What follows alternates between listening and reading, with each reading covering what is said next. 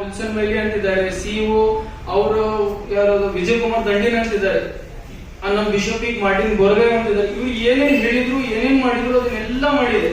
But ಮತ್ತೆ last week ತಂದ ಕಮಲಾ ಡವಳಳ್ಳಿ ಅಂತ ಒಬ್ಬರು ಪ್ರಿನ್ಸಿಪಲ್ ಇದ್ದಾರೆ CSI, ಅವ್ರಿಗೆ ಕರೆದು ಅವ್ರಿಗೆ ಎಲ್ಲ ಒಪ್ಸಿದ್ರು. ಅವ್ರು 2-3 ತಿಂಗಳ ಅದರಲ್ಲಿ ಕಳೆದೆ. ನನಗೆ ಥರ್ಸ್ಡೇ ದಿವಸ ನನ್ನ ಕಡೆ ಅದ್ರದ್ದು ವಿಡಿಯೋ ರೆಕಾರ್ಡಿಂಗು ಇದೆ.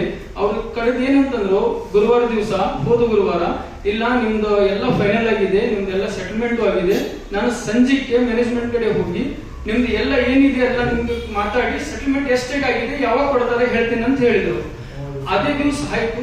ನೆಕ್ಸ್ಟ್ ಡೇ ನಾನು ಫೋನ್ ಮಾಡಿದ್ದೆ, ಮೇಡಮ್ ಏನಾಯ್ತಂದ್ರೆ, ಆ ಮೇಡಮ್ ಹೇಳ್ತಾರೆ, ಇಲ್ಲ ನನಗೆ ಆ ಪ್ರಿನ್ಸಿಪಲ್ ಪೋಸ್ಟ್ ದಿಂದ ತೆಗೆದಿದ್ದಾರೆ, ಆ ಚಾರ್ಜ್ ಅನ್ನ ಬೇರೊಬ್ಬರು ಸ್ಟ್ಯಾನ್ಲಿ ಪೀಟರ್ ಇದ್ದಾರೆ ಅವ್ರಿಗೆ ಕೊಟ್ಟಿದ್ದಾರೆ ಅಂತ ಹೇಳ್ತಾರೆ. ಅಲ್ಲಿಗೆ ಮುಗೀತು.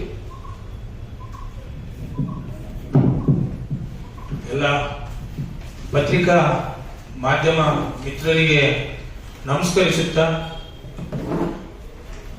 ಈಗ ಮೇಲ್ನೋಟಕ್ಕೆ ಈ ವಿಷಯ ಕಂಡು ಬರುವುದು ಏನಂತಂದ್ರೆ, ಸರ್ ಸುಮಾರು ಸತತ 9 ವರ್ಷಗಳ ಸೇವೆಯ ಅವಧಿಯಲ್ಲಿ ಏನು ಸುಮಾರು ಒಂದು 15,000 ಚದರ ಅಡಿ ಕೆಲಸ ಕಾಮಗಾರಿಗಳನ್ನು ಏನು ಈ ಕಿಟಲ್ ವಿಜ್ಞಾನ ಸಂಸ್ಥೆ ಆದಂತಹ ಧಾರವಾಡ ಸಂಸ್ಥೆ ಒಬ್ಬ ಸಾಮಾನ್ಯ ಗುತ್ತಿಗೆದಾರರ ಜೊತೆಗೆ ಮ್ಯೂಚುವಲ್ ಅಂಡರ್ಸ್ಟ್ಯಾಂಡಿಂಗ್ ಮಾಡಿಕೊಂಡು 3 ಅಂತಸ್ತಿನ ಬೃಹತ್ ಕಟ್ಟಡ ಕಟ್ಟಿಸಿಕೊಂಡು ಅಲ್ಲಿರುವಂತ ಎಲ್ಲ ಪ್ರಯೋಗಾಲಯಕ್ಕೆ ಆಮೇಲೆ ವಿಜ್ಞಾನ ವಿಭಾಗಕ್ಕೆ ಯಾವ್ಯಾವ ರೀತಿ ಅವರಿಗೆ ಕಟ್ಟಡಗಳು ಕಟ್ಟಬೇಕು ಅದೆಲ್ಲ ಮ್ಯೂಚುವಲ್ ಅಂಡರ್ಸ್ಟ್ಯಾಂಡಿಂಗ್ ಅಗ್ರಿಮೆಂಟ್ ಅಲ್ಲಿ ಮಾಡ್ಕೊಂಡು ಕಟ್ಟಿರುತ್ತಾರೆ.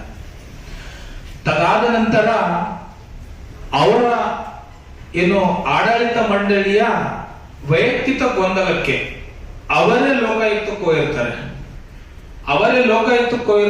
ಲೋಕಾಯುಕ್ತ ಕೋರ್ಟ್ ಅಲ್ಲಿ ಸುಮಾರು 2,85,00,000 ರೂಪಾಯಿಯ ಲೆಕ್ಕಾಚಾರ ಅವ್ಯವಹಾರ ಆಗಿದೆ ಅಂತೇಳಿ ಲೋಕಾಯುಕ್ತ ದೋಷ ವರದಿ ಸತ್ಯಾಸತ್ಯತೆಯನ್ನು ಪರಿಶೀಲಿಸಿ ಆ ಆಧಾರದ ಮೇಲೆ ಯಾರು ಈ ಮೇಡಮ್ ಇದ್ದಾರೆ, ಪ್ರಾಂಶುಪಾಲರಿದ್ದಾರೆ, ಆಮೇಲೆ ಅಲ್ಲಿರುವಂತಹ ಬಿಷಪ್ ಮಾರ್ಟಿನ್ ಬೋರ್ಗೆ ಇದ್ದಾರೆ, ಇವರೆಲ್ಲರೂ ಅವ್ಯವಹಾರ ಮಾಡಿರುತ್ತಾರೆ ಅಂತ ಹೇಳ್ತಾರೆ. ಅದು ವೈಯಕ್ತಿಕ ವಿಚಾರ, ಅದು ನಮಗೆ ಬೇಡ.